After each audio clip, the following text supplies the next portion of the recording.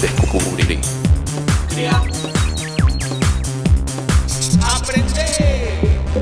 Participar. Televisión más internet. www.encuentro.gov.ar.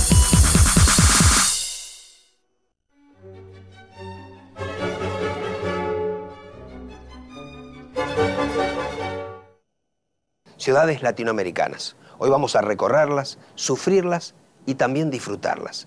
Descubrir sus contrastes, su evolución y vislumbrar su futuro. Bienvenidos a un nuevo capítulo de Explora América Latina.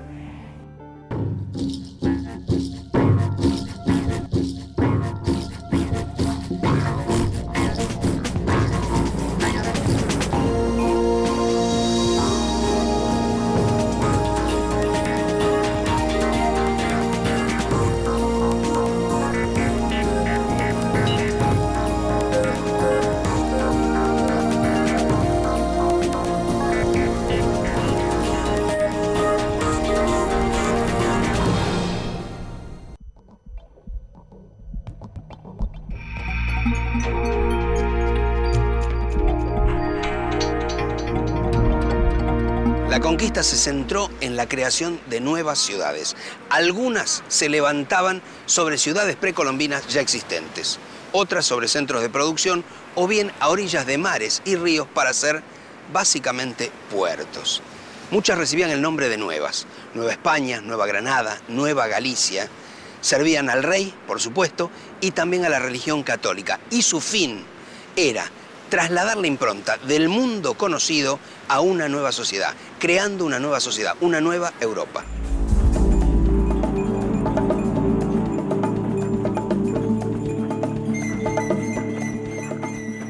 Los españoles centraban toda su dominación del territorio en las ciudades, fundando ciudades o refundando ciudades, como en el caso de México y en el caso de Cusco, ¿no? América Latina se conforma teniendo a la ciudad como centro de comando.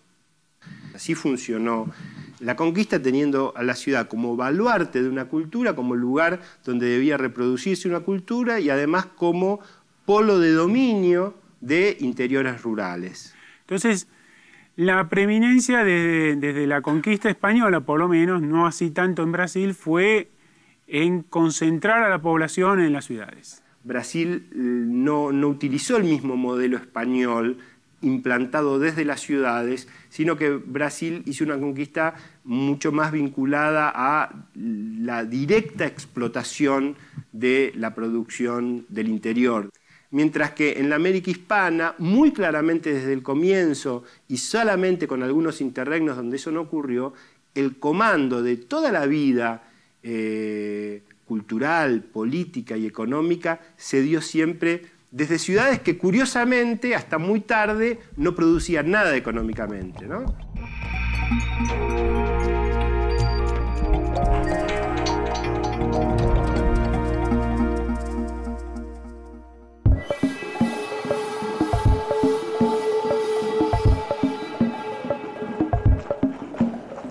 Estamos en Antigua, el primer destino turístico de Guatemala. Fue la tercera ciudad del reino. Fue construida en 1543, pero fue destruida por el terremoto de Santa Marta en 1773.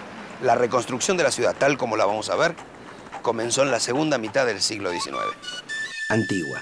Está recostada en un valle donde, según el nombre que daban al lugar los indígenas, alguna vez hubo un lago. Tuvo un importante desarrollo en los siglos XVII y XVIII y llegó a contar, antes del terremoto que la devastó, con unos 80.000 habitantes. Por su trazado, Antigua es un ejemplo del modelo de ciudad que la conquista española trae a América. El diseño de la ciudad de Antigua se le atribuye a Juan Bautista Antonelli en 1543 y es la típica ciudad española, trazo ajedrezado de cuadrícula. Los españoles toman el modelo que ellos han utilizado también en la reconquista española, reconquista contra los musulmanes, y que en definitiva tiene una herencia de los campamentos romanos. Es una construcción militar, está hecha para facilitar la circulación de las tropas dentro del castra, es decir, del asentamiento de las fuerzas. Siempre creo que la idea es plasmar en el territorio la idea de orden. El espacio debe estar ordenado, la población debe estar ordenada. La idea de orden es primigenia, porque en general después muchos de estos, ese ordenamiento muchas veces queda en el papel. Las ciudades van creciendo después caóticamente.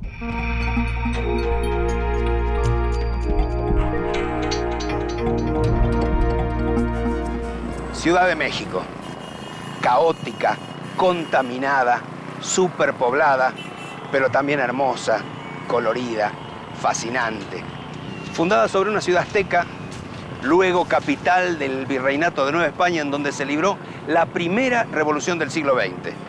Y en los últimos 50 años, masificada hasta convertirla en la segunda ciudad más poblada del planeta. Desde mediados del siglo XX, el crecimiento de las ciudades en Latinoamérica fue de una velocidad sorprendente. Es un fenómeno, además, que no hay ningún ejemplo en la historia.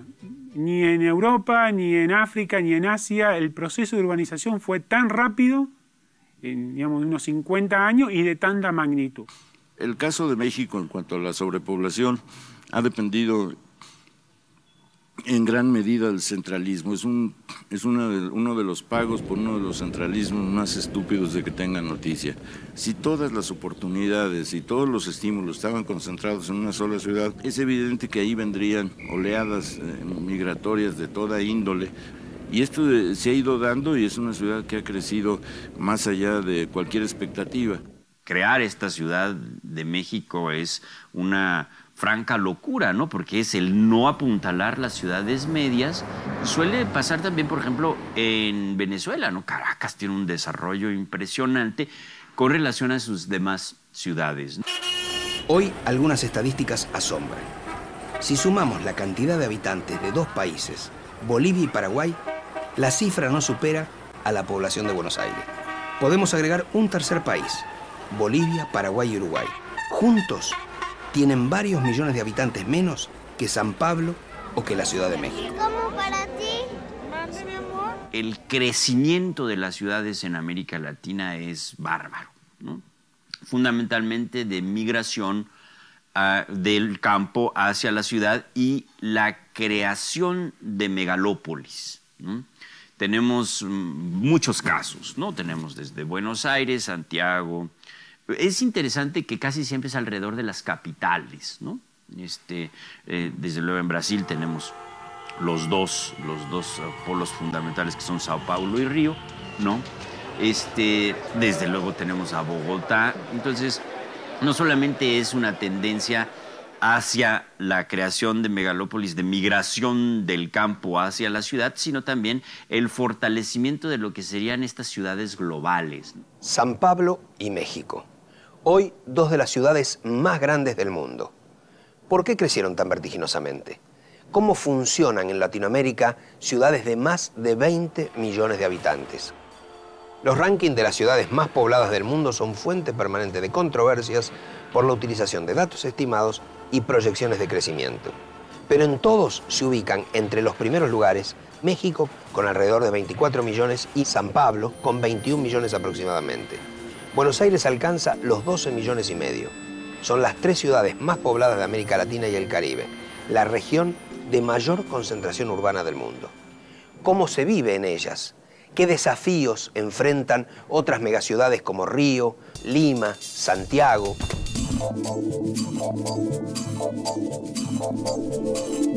Río de Janeiro es otro de los ejemplos de las megaciudades del continente. Es la segunda más poblada del Brasil, capital hasta 1960, y por su entorno y su ambiente, una de las ciudades más imponentes y más visitadas del mundo. Rio de Janeiro é uma cidade improvável, né? Ela é uma cidade apertada entre montanhas e mar. Ela é uma cidade construída, assim, no local de uma topografia absolutamente exuberante, absolutamente extraordinária. Então, ela é uma cidade que, de uma certa maneira, ela é marcada pelo seu cenário natural, não é? Nos outros lugares, você vai ter simbologias urbanas, Torre Eiffel, isso aqui, aqui você tem uma montanha, o Pão de Açúcar. Então, essa presença, essa moldura da natureza é muito forte no Rio de Janeiro. E isso ocasionou, na realidade, uma urbanização muito peculiar, porque existem poucos locais no mundo onde você tem essa proximidade tão forte entre a riqueza e a pobreza, e em que os mais pobres também desfrutam das vistas mais extraordinárias da cidade, que são todas as favelas que estão, né, encaramadas em cima das montanhas.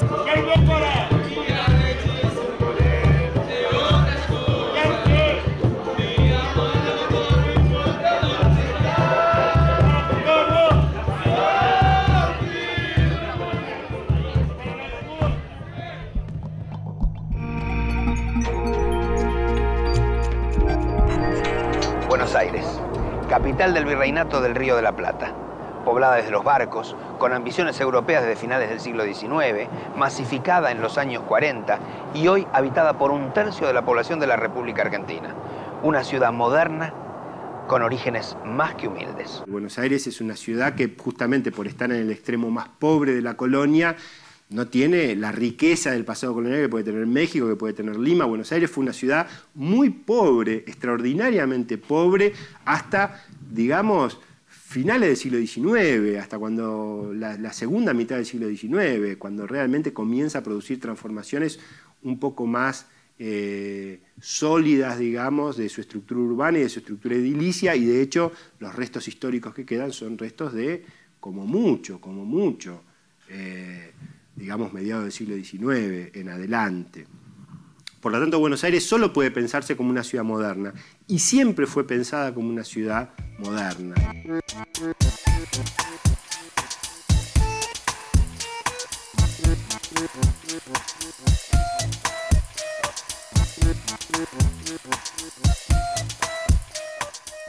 ¿Cómo es la experiencia de inventar una ciudad, de planificarla y construirla en un espacio totalmente desierto? Latinoamérica tiene ejemplos notables. En Argentina, La Plata, al sur de la provincia de Buenos Aires. En Brasil, la que reemplazó a Río como capital del país, Brasilia. De esta nos habla su principal creador, el arquitecto Oscar Niemeyer. É uma aventura Brasília, né? Me lembro quando cheguei naquele deserto, né? Parecia o fim do mundo, né? O presidente Juscelino Kubitschek visita o local onde será construída a nova capital do país. Também já foram tomadas providências para a construção das principais vias de acesso a Brasília, que este será o nome da nova capital do país. Não tinha ligação com o resto do país. Foi muito complicado. A futura sede do governo da República estará situada em pleno Planalto do estado de Goiás. Já está decidida a localização do núcleo pioneiro, onde ficará a residência presidencial provisória. Nós não tínhamos programas, não tínhamos nada. Tínhamos a data para fazer e concluir, a data certa, né? É o aeroporto de Brasília, uma das primeiras construções no vazio demográfico que antes existia no sítio escolhido para a nova capital. E esta foi a primeira casa construída em Brasília, o Catetinho. Nas viagens de inspeção às obras iniciais de Brasília, ali pernoitava o presidente da República. E na data do 2º aniversário do Catetinho, foi prestada homenagem aos pioneiros que o construíram, a inscrição de seus nomes em uma placa de bronze. Brasilia en el siglo XX es uno de los experimentos más radicales que pueda haberse pensado en la modernidad, y yo creo que sigue siendo todavía muy impactante ver el modo en que Brasilia apostó por un determinado tipo de futuro, apostó por el futuro. Em ano e meio de trabalho, ergueu-se a obra-prima do gênio de Oscar Niemeyer, o Palácio da Alvorada, residência oficial do chefe da nação e marco monumental da conquista do Planalto. O mundo inteiro já admira esta joia de inconfundível beleza, tanto pelas suas linhas externas como pela artística decoração do seu interior. A Brasília é uma cidade como outra qualquer. Uma cidade feita às pressas, né? sem elementos de chão, por exemplo, para a arquitetura, mas teve, pelo menos, mostrou momentos assim, de entusiasmo, de otimismo, né? Querer fazer uma cidade nova. Mas o Brasília, o que me tranquiliza é que, apesar da pressa, quem vai a Brasília pode gostar ou não dos palácios, mas não pode dizer que viu antes coisa parecida. Pode ter visto melhor, mas parecida não.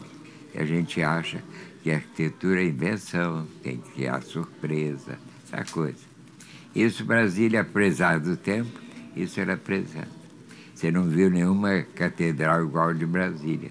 Você pode ter visto mais bonita, mas igual você não viu. Me parece que Brasilia en 1957 es el concurso y se inaugura en 1960, es casi uno de los últimos manifiestos de futuro que Latinoamérica hace al mundo. Mudou como toda cidade. Né? Toda cidade cresce e vai se desmerecendo. Que gente demais, problemas que não foram previstos. Né? De modo que Brasília é isso, uma cidade como outra qualquer, feita às pressas, feita com entusiasmo. Tem esse lado idealista, não é? De querer fazer uma coisa. E foi feito, isso foi bom.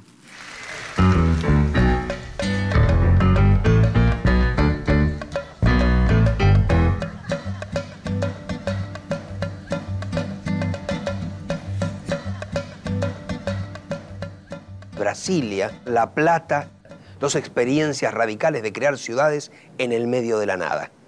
La Plata tenía que ser un territorio y un puerto, que es muy importante, alternativos a Buenos Aires. Iban a demostrar que podía ser una ciudad diferente, que podía ser una ciudad más moderna. Cuando se hace La Plata se venía de la lucha entre la provincia de Buenos Aires, el Estado de Buenos Aires y el resto, ¿no? Que es el resultado de esa lucha es el 80 y el ordenamiento nacional.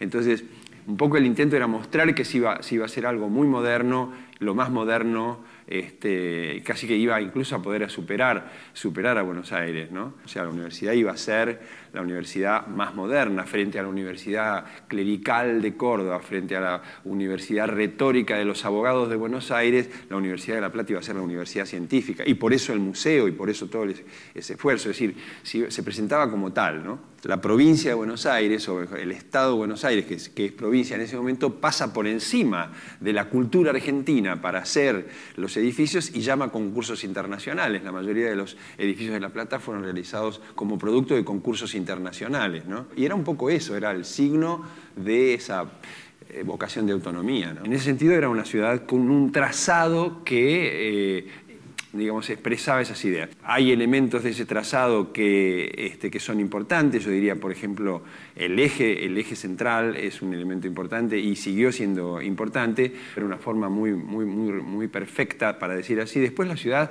se desarrolló de maneras muy distintas y yendo en las direcciones que otras fuerzas determinaban que fueran. En realidad, el equilibrio de la ciudad, o lo que se pretendía que iba a ser el equilibrio de la ciudad con las plazas, con las diagonales y demás, en realidad no se verifica como tal.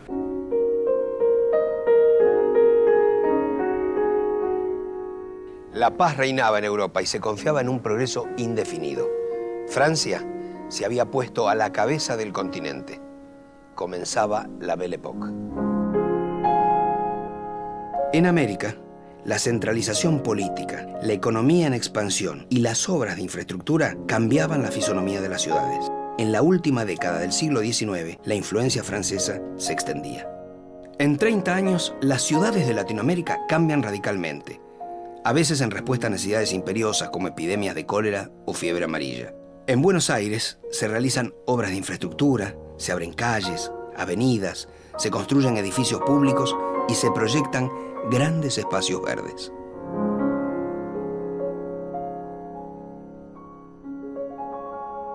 A pesar de las mejoras, la ciudad presentaba imágenes contrastantes. Para la oligarquía era un reflejo del progreso y la civilización, pero también un ámbito hostil, con la invasión de anarquistas y contingentes obreros. Digamos, hacia el 1900, en muchas ciudades latinoamericanas ya hay huelgas, manifestaciones y en muchos casos violentas. Es decir, la ciudad se comienza a ser un espacio donde se van resolviendo los conflictos sociales y políticos. Es un lugar de conflicto, la calle, ¿no? empieza a ser un lugar de disputa, ¿no? Entre los distintos sectores. Año 1910. Tanto en México como en Buenos Aires se festeja el centenario de las independencias, en tiempos de profundos cambios. En Buenos Aires es el año de mayor arribo de inmigrantes en la historia de la Argentina. En el puerto desembarcan casi 290.000 personas. La ciudad llega casi a 1.300.000 habitantes. La mitad son inmigrantes que ocupan precarias habitaciones de alquiler y conventillos. Yo diría que una parte importante del pensamiento nacional fue muy crítico del modo en que Buenos Aires comenzó a formarse fundamentalmente a partir de las migraciones europeas, qué sé yo, por ejemplo, la idea de que en las ciudades se definían las elecciones, y si se definían en las ciudades quiere decir que la definían obreros anarquistas que habían venido de Italia, de España o de Rusia. Quiere decir que en ese momento no era muy fuerte la idea, que va a ser muy fuerte después, de que esa inmigración le daba a Buenos Aires una coloración europea que le producía una diferenciación positiva respecto de otras ciudades latinoamericanas. Buenos Aires se poblará desde los barcos con 800 inmigrantes por día. Hasta debajo de la tierra, las obras la transformaban. En 1911 comenzaba a construirse la línea de subterráneos que 2 años más tarde sería la primera de Latinoamérica.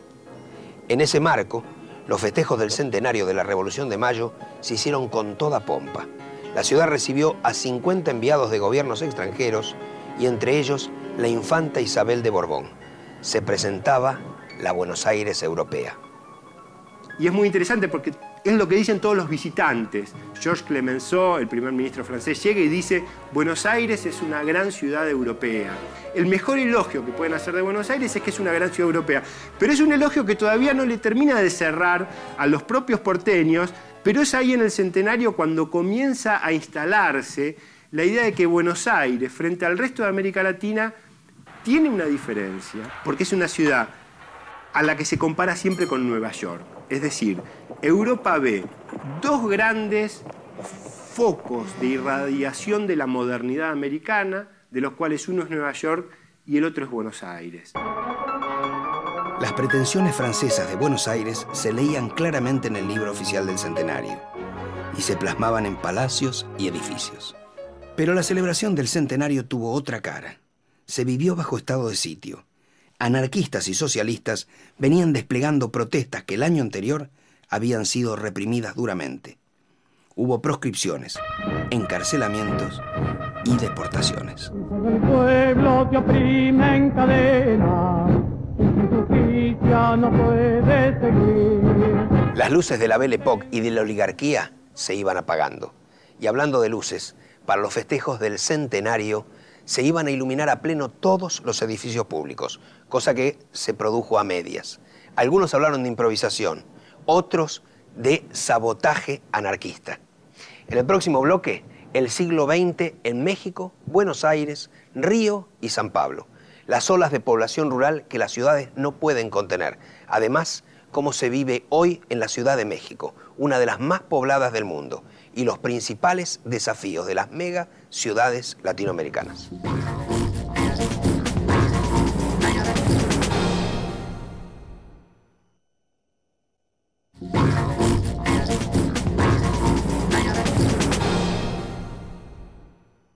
El Paseo de la Reforma es el bulevar más famoso de la Ciudad de México, una de las grandes avenidas del mundo. Octavio Paz dijo que era el Río de México, una especie de sena de cemento que corre majestuoso por lo mejor de la ciudad.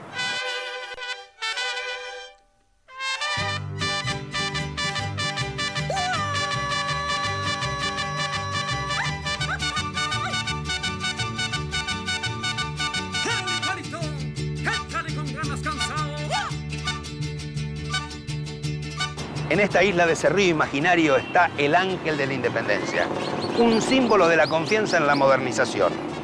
Fue inaugurado en 1910 como parte de los festejos del centenario y este monumento era un desafío al futuro.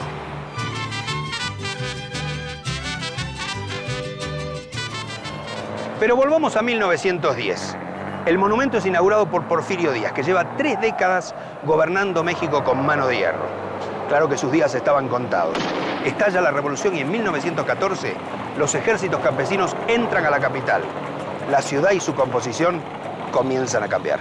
La Revolución Mexicana, en los años 20, el ministro de Educación, Vasconcelos, aparece como un hombre poseído por la idea de fundar una cultura de la raza cósmica. La raza cósmica es el mestizo, es la mezcla, es un híbrido del indígena y del europeo.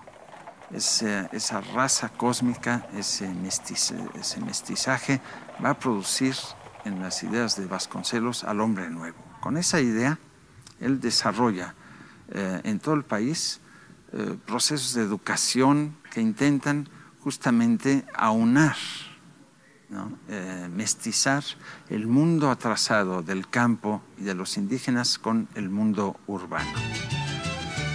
Por iniciativa del ministro Vasconcelos, imágenes de ese nuevo México son proyectadas sobre la ciudad por los grandes muralistas, encabezados por Diego Rivera, David Siqueiros y José Clemente Orozco.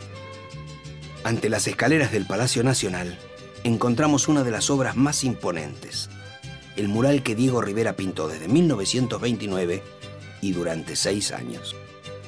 La historia de México, como la de Latinoamérica, desde la conquista del español hasta nuestros días, está llena de héroes, pero también de traidores.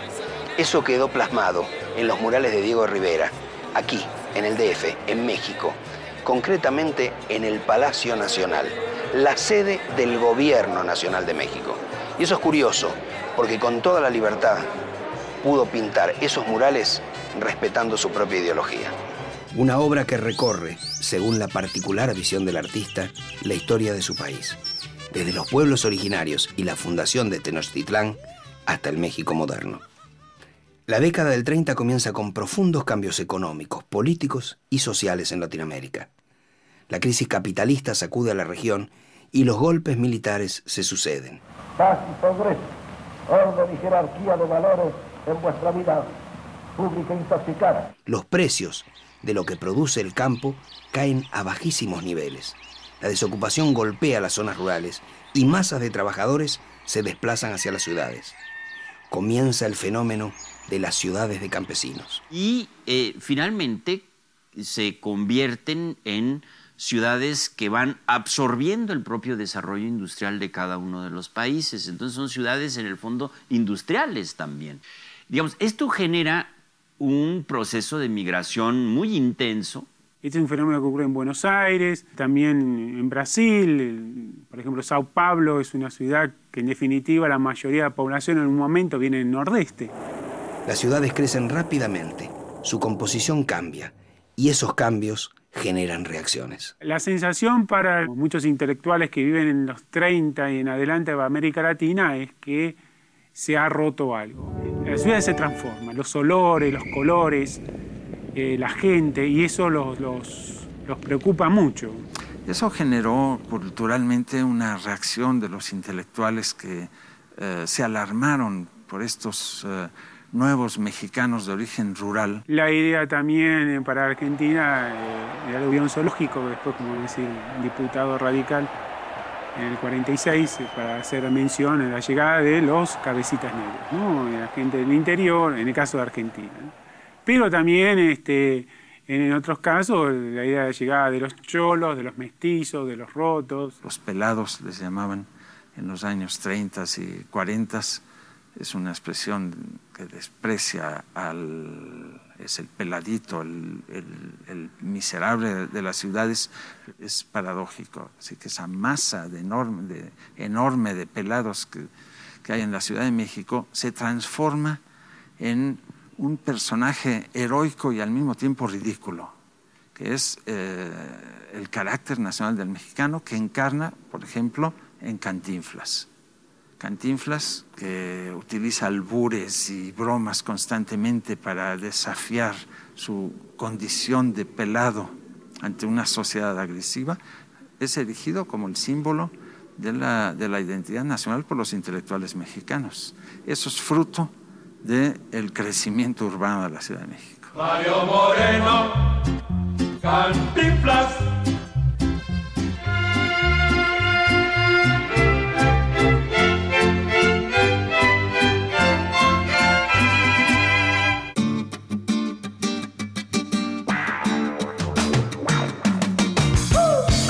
Río de Janeiro y San Pablo, las dos megaciudades del Brasil, compartieron procesos de las grandes ciudades latinoamericanas, pero también experimentaron algunos propios e muito distintos entre ambas. Em grandes linhas, o que a gente pode dizer é que a cidade de São Paulo foi uma cidade que foi formada, ela resulta, né, de uma enorme riqueza da agricultura do estado de São Paulo. Quer dizer, a cidade de São Paulo está num estado extremamente rico. Ela não era uma cidade capital, ela não era uma cidade que tinha esse peso da representação da cultura nacional como teve o Rio de Janeiro. En la década del 30, San Pablo se convierte en el área más industrializada de Latinoamérica. En los 50 llega a los 2.260.000 habitantes. Y en las últimas 5 décadas multiplicó por 8 su población, que hoy supera los 18 millones de habitantes.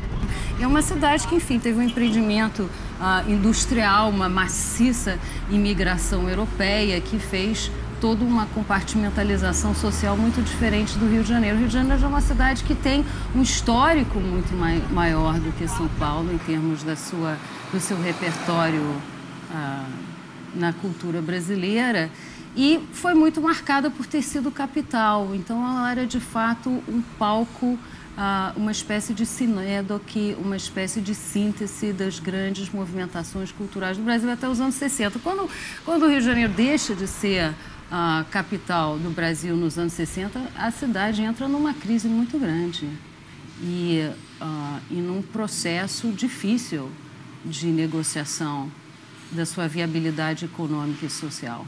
E o que eu acho que é uma coisa muito peculiar do Rio de Janeiro, que é uma coisa que é própria da hibridação cultural dessa cidade e que é um reflexo, de uma certa maneira, de uma geleia geral brasileira, é que com essa violência, com essa disparidade social, com tudo isso, existe um contato cultural muito grande. A ideia, tanto quanto popularizada, de que isso aqui é uma cidade partida, não é? Que de um lado você teria morro e o outro asfalto, classe média, imundo. Eu acho que isso é uma ideia equivocada, porque, na realidade, esses mundos, eles entram em conflito, eles se chocam, mas eles se permeiam fortemente. Então, eu acho que isso é uma característica muito forte do Rio de Janeiro. Inclusive, isso distingue o Rio de Janeiro de uma cidade como São Paulo.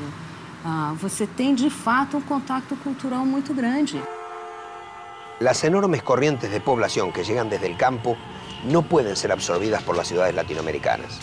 En Buenos Aires, Río, Santiago, Lima o México surgen o aumentan zonas de viviendas precarias, miserables. Los nombres difieren de país en país. Cantegriles, callampas, favelas, villas, pero su denominador común es la pobreza. Es muy interesante el desarrollo que tiene la Villa Miseria en el pensamiento. El pensamiento sociológico es el pensamiento, digamos, que ve a la ciudad como el polo de la modernidad frente al campo como el polo de la tradición y el atraso, ve en la Villa Miseria el lugar de transición, el lugar donde las masas rurales llegan para incorporar de algún modo los hábitos urbanos. Claro, el problema es que no se supera, se convierte en un mal endémico. Y yo diría que en Buenos Aires nunca se terminó de aceptar como parte de una realidad urbana definitoria de la propia vida de la ciudad.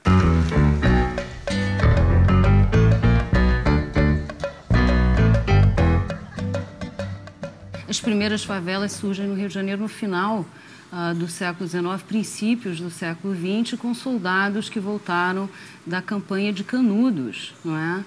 Na Bahia.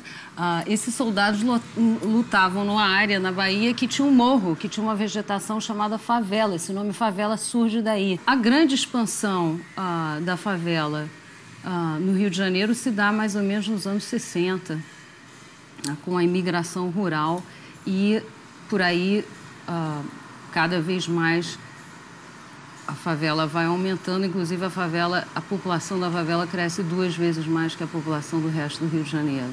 A favela existe porque eles não veio de Moraes, treparam no morro. A favela existe porque existe injustiça social. Eu fiz o meu chofer, fiz uma casinha na favela. Outro dia eu fui lá. Entrei na favela, sentei num bar lá com ele, vieram uns conhecidos dele falar comigo, trouxeram um livro para mim. A gente quer viver tranquilo, eles não querem nada de especial. Mas tem a luta política, o problema da droga, né, que podia ser comercializada. Né? De modo que é nesse ambiente que eles vivem.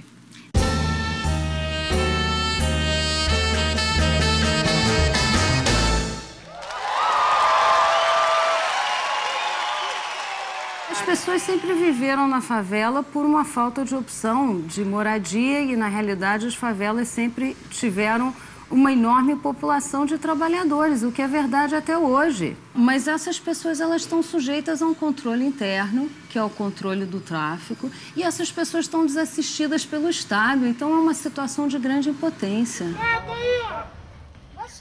En Río, visitamos la favela de Pereirao, buscando alguna historia de su gente. Una historia distinta a las crónicas de violencia habituales en los medios. La encontramos en un grupo de chicos y adolescentes que, como un juego, comenzaron a crear una reproducción en miniatura de su barrio. El proyecto atrajo a productores de cine que los ayudaron a organizarse y recaudar fondos. Y luego a Habitat, Organización de las Naciones Unidas para el Desarrollo Urbano. Hoy la maqueta sigue siendo fuente de juegos que reproducen la vida diaria en la favela, lo bueno y lo malo del barrio donde estos chicos les tocó crecer. Una de las tantas historias sorprendentes que surgen en los morros de las favelas, casi siempre ocultas por otras historias de drogas, crímenes y violencia. Então, se antes a posição em relação à favela era uma posição ambígua, porque, por um lado, era o centro da cultura popular, um lugar de invenção e de dinamismo, por outro lado, também era a cidade da escassez, da pobreza, da miséria, do insalubre. Então, esse conflito sempre houve. Mas havia uma espécie de diálogo cultural muito poroso e permanente, que eu acho que continua havendo também. Só que a cultura da violência gerada pelo tráfico de drogas, na realidade, está nos colocando diante de uma posição limite de viabilidade dessa cidade. Absolutamente limite. 6 pessoas morreram em tiroteios entre policiais e traficantes. Desde a madrugada de Sexta-feira Santa, a guerra recomeçou.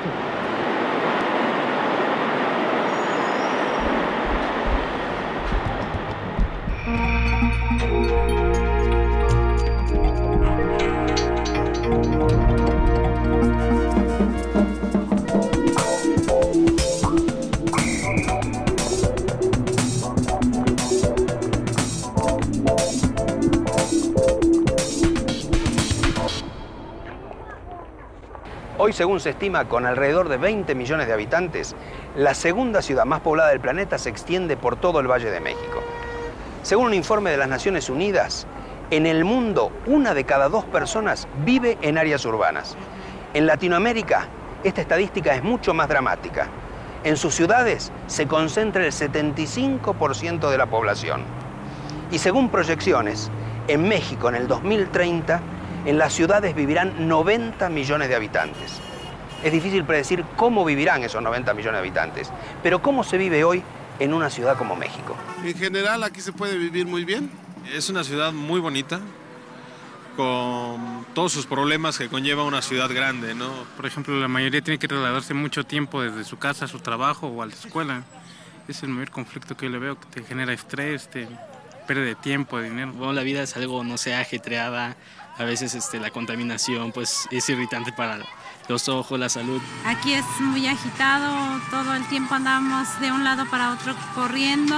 Es una ciudad bastante insegura. Y aquí la vida es muy cara. No, el mayor problema es que aquí la lana, el dinero no alcanza. Todo eso es lo que lleva a la gente a que se desespere, ¿no?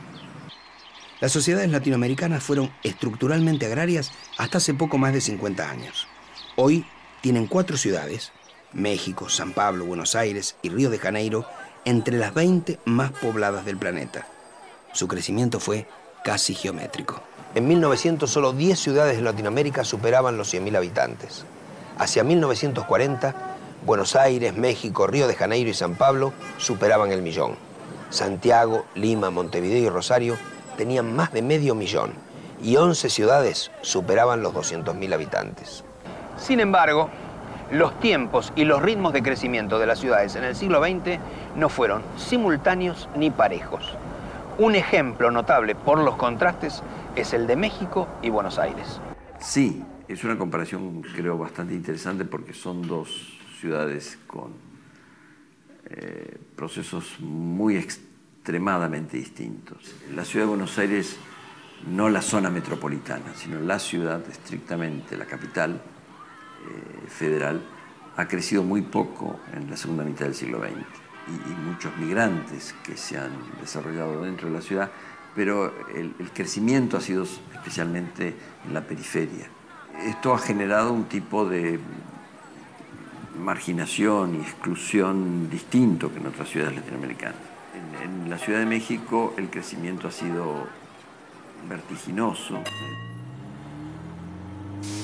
Los flujos migratorios son tremendos. Muchísimos vienen a la Ciudad de México. Ha tenido un crecimiento realmente tremendo. Nada desalienta. Se sabe que aquí no hay porvenir, pero también se sabe que en otros lugares no hay presente. Entonces se cambia la gana de adquirir un presente por la certidumbre de que en lo básico no hay porvenir. La ciudad tenía 3 millones de habitantes en 1950, llegó a 1980 con 15 millones en toda la zona metropolitana. Y a partir de ese momento la ciudad central, el Distrito Federal, se ha detenido, incluso ha perdido población. Han llegado algunos migrantes, pero también a la periferia. Sin embargo, tenía ya un proceso de crecimiento y de desbordamiento de sus servicios, de su capacidad de vivienda, de desarrollo, que no fue regulado oportunamente. Este es también otro punto de diferencia importante con Buenos Aires. Buenos Aires fue una ciudad planeada por la oligarquía a principios del siglo XX en función de los intereses de esa clase, pero con bastante inteligencia desde su perspectiva. Porque Buenos Aires tiene una gran virtud en el arranque de su primera expansión metropolitana. Las manzanas de Buenos Aires en realidad se previeron como plano público a fines del siglo XIX. Es decir, el poder público, en un gesto muy extraordinario en América Latina, pensó cómo iba a ser el futuro, es decir, cómo la ciudad tiene que crecer, cómo va a crecer en las próximas 4 o 5 décadas. Luego se fue deteriorando en gran medida por la economía, por la inestabilidad política y socioeconómica, también por la llegada de migraciones y porque no se invirtió en renovar los servicios, y por eso hay problemas con el gas, con el agua, con muchos aspectos de la vida urbana, con la circulación en la ciudad, pero son menos graves que en cualquier otra ciudad, gran ciudad latinoamericana. Creo que Buenos Aires, que fue la primera ciudad de Sudamérica que tuvo subterráneos, se quedó postrada y en vez de hacer comunicaciones para el que no tiene auto, en un momento determinado se enloqueció haciendo autopistas dentro de las ciudades para los que tenemos auto. Yo alguna vez le dije a un intendente si no le daba pena ver a la gente hacinada en los colectivos, cuando en realidad Buenos Aires, que en el año 14 tuvo el primer subterráneo de Sudamérica, debió haber tenido ya una red de subterráneos que llegaran a la periferia.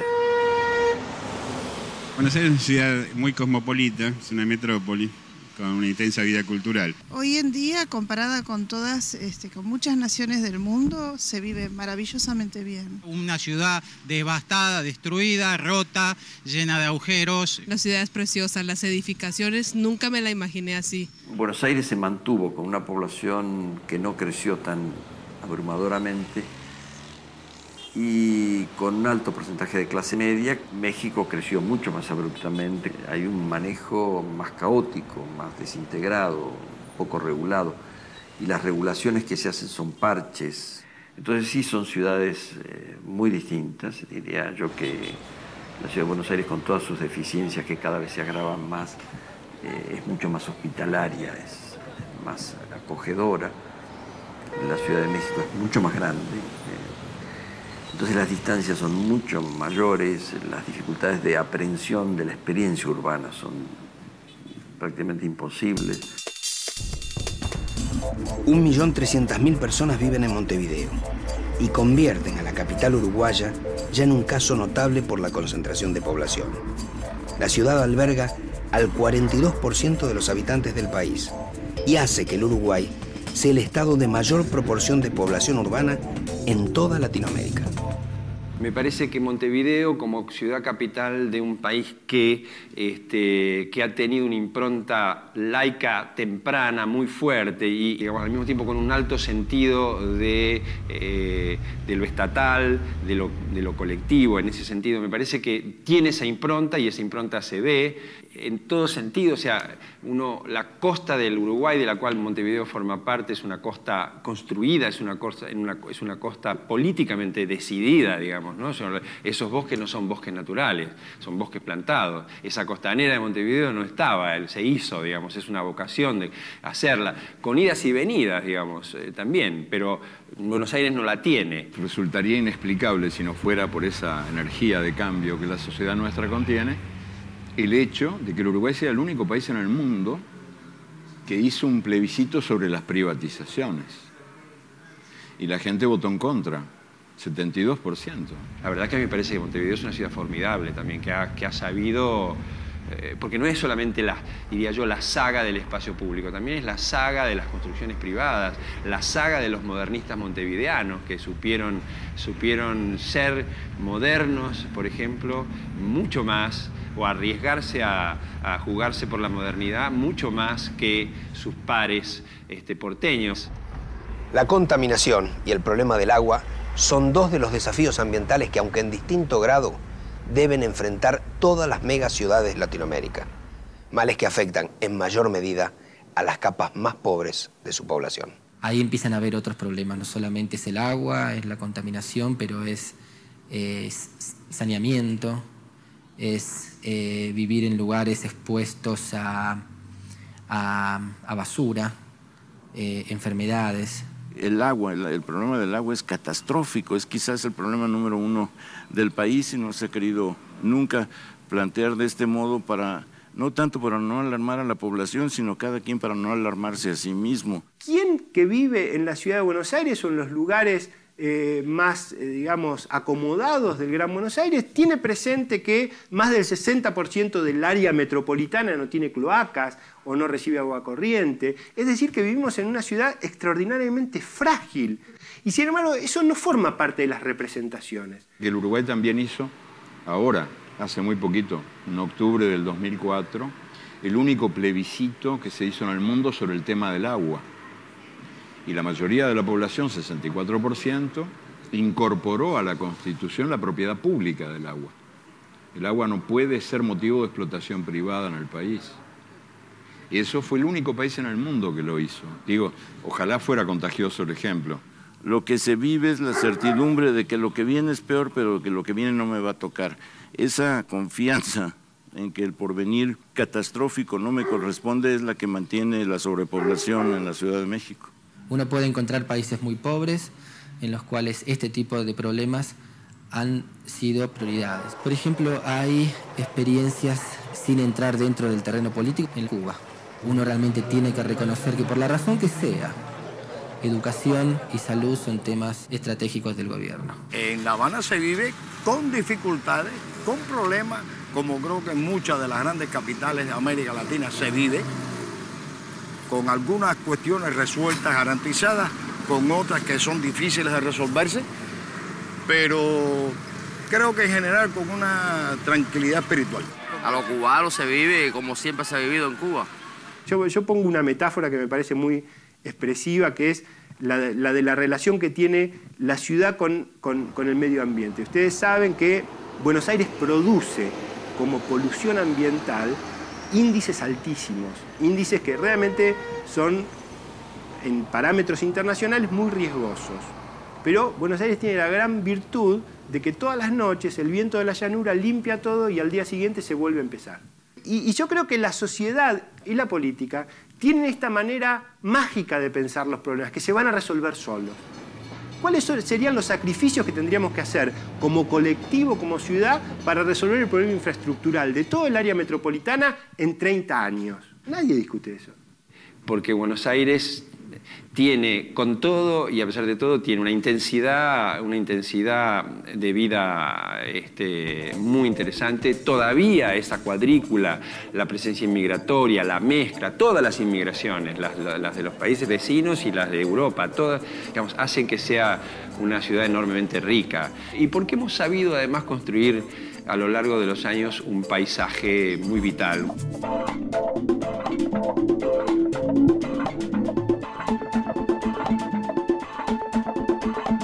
Todo lo que sucede en una capital o en una gran ciudad repercute inmediatamente en el país.